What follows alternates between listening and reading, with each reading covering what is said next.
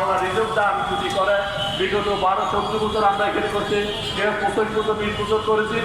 এই দিনেও যেন আমরা এই রিজবটা ধরে রাখতে পারি। আল্লাহর কাছে সবাই নামাজ পড়ে ধর্ম যার যার নীতি অনুসারে তারা দোয়া করবেন আমার সজীব মহাজনকে। আমার সজীব মহাজন যেন সুস্থ থাকে, উনি যেন আমাদেরকে এই প্রত্যাশা দিয়ে যেন বাস্তবায়ন করে যেতে পারে। ওনাকে আল্লাহ হায়াত দরাজ করুন, ওনাকে আমরা দোয়া করি। আমরা ওনার দিকে তাকিয়ে থাকবো। পহেলা বৈশাখ কৃষি কার্ড বিতরণ করবে, এই বিতরণ শেষে আমাদেরকে নিয়ে আলোচনাতে বসবে। আমাদের কেন্দ্রীয় কমিটির নম্বর নিয়েছে, আমাদের সাথে ডাকবে। তাই আপনাদেরকে আজ দীর্ঘদিন কষ্ট দিয়েছি, দীর্ঘদিনে আপনারা সাড়া দিয়েছেন সকলের জন্য। এটা আমরা কেন্দ্রীয় কমিটির জন্য নয়, যার যার কষ্টের কথা সেই ভেবে যার পরিবারকে সুস্থ শৃঙ্খলা চালানোর জন্য, যার পরিবারের ছেলে মেয়েদেরকে ভালো লেখাপড়া উচ্চতর নিয়ে যাওয়ার জন্য আমি এই কীটনাশকের যে গ্যাস যে অক্সিজেনের গ্রহণ করেছি সেই দূষিত যেন আমার ছেলে মেয়েও নিতে না হয়।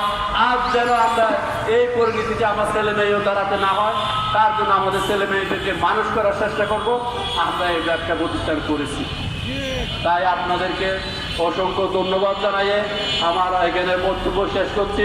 সুসুচুর জেলার থেকে আগত সভাপতি সেক্রেটারি, উপজেলার সভাপতি সেক্রেটারি, আপনাদেরকে অসংখ্য ধন্যবাদ।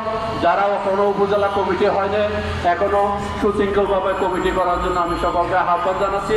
যারা জেলা কমিটি কোনো হয়নি তাদেরকেও জেলা কমিটি গ্রহণ করার জন্য প্রস্তুতি গ্রহণ করতে বলবো। দীর্ঘ সময় যেটা আছে সেই সময়ের মধ্যে সেগুলো বুঝাই দিয়ে আমরা এটার মধ্যে শেষ নয়। ওই দাবিগুলো যদি আমাদের মেনে নেয় তাহলে তো আলহামদুলিল্লাহ, যদি না হয় আরো জোরালোভাবে এই কঠোর কর্মসূচির দিকে আমরা এগিয়ে যাওয়ার জন্য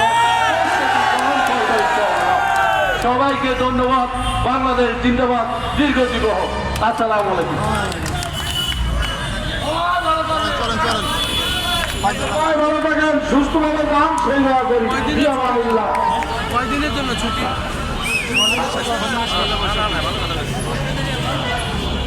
শুধু দর্শক, ক্ষুদ্র সার ব্যবসায়ী সংগঠনের সভাপতি ফুরকান সাহেব বক্তব্য দিলেন জাতীয় প্রেস ক্লাবের সামনে এবং পয়লা বৈশাখের কথা বলে তারা এখানে শেষ করলেন। পরবর্তী প্রোগ্রাম তারা আবার জানাবেন। পয়লা বৈশাখ পয়লা বৈশাখে কয়দিন ছুটি দিলেন? পয়লা বৈশাখ পর্যন্ত দিচ্ছে। পয়লা বৈশাখ, তারপরে আপনাদের আবার ডাকবেন।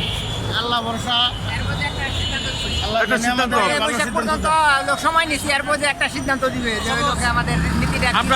আপনাদের ক্ষুদ্র ব্যবসায় সার ব্যবসায় সমিতির যে সংগঠনের সভাপতি ফুরকান সাহেব এই দাবিটা আপনাদের সবার উপরে তুলে ধরলেন এবং সেইভাবে আপনারা যার যার এলাকায় ফিরে যাচ্ছেন 64 জেলায়। এরপরে ডাকলে পরে আপনারা আসবেন পয়লা বৈশাখের পরে। পয়লা বৈশাখের পর আমাদের দাবি দেওয়া না মাইনা নিলে আমরা আসবো, আর যদি মাইনা নাই তাহলে তার আমার আসার দরকার নাই। আপনারা মূল দাবিটা কি চাচ্ছেন? মূল দাবি হইল কি আমাদের 44,000 যে পরিবার সাব ডিলার ঘুরছে এইটা বহাল চাই। বল চাচ্ছেন? আপনার নাম কি? 25 সালে যে নীতি করছিল ওটা বাদ দিয়া ওরা করছিল 4,000 নীতিমালা, আর আমরা লোক আসছিলাম 44,000। আপনি কোন জেলা থেকে এসেছেন? আমি গাজীপুর থেকে আসছি। কি নাম আপনার? আমার নাম মোহাম্মদ আবকর সিদ্দিক। আর আপনি? আমি লক্ষ্মীপুর থেকে।